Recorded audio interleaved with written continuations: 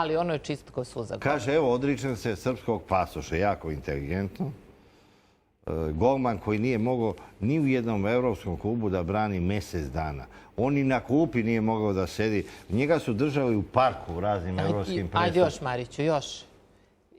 Otkako on brani za fudbalsku reprezentaciju Jugoslavije, to iz poraza u poraz. On je uradio posao veliki, to znate i sami. Kakav Na posao? svetskom prvenstvu. Kako nije? Pa da, pa kad je vidio Šiptarina, Đaku, Šaćirija, Bahramija, on je pobegao iza gol. Stvarno? Pa, to je strašno. Dobro. Pa on ne sme da uđe u poslastičarnicu, on ne sme da uđe u burekdžinicu. Šta kaže naš gost? Kakva je bila utakmica? Pa utakmica je bila odlična. Partizan jeste bio bolji, naročito u prvom poluvremenu.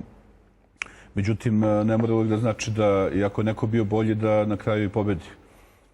Zvezda je, vidi se, bila prilično umorna i crpljena posle Napolija i serije teških utakmica u Evropi.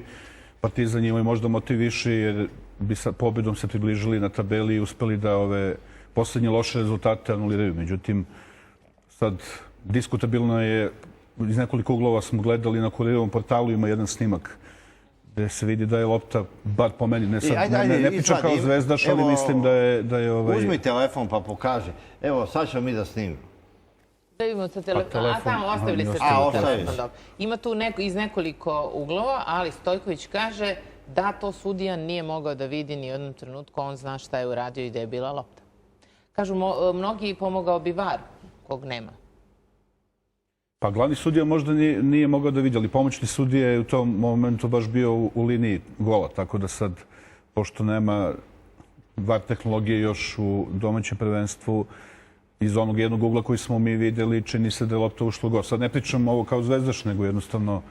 Ne, mi objektivno govorimo. Znači, trpimo ove salve uvreda od partizanovaca od noćas.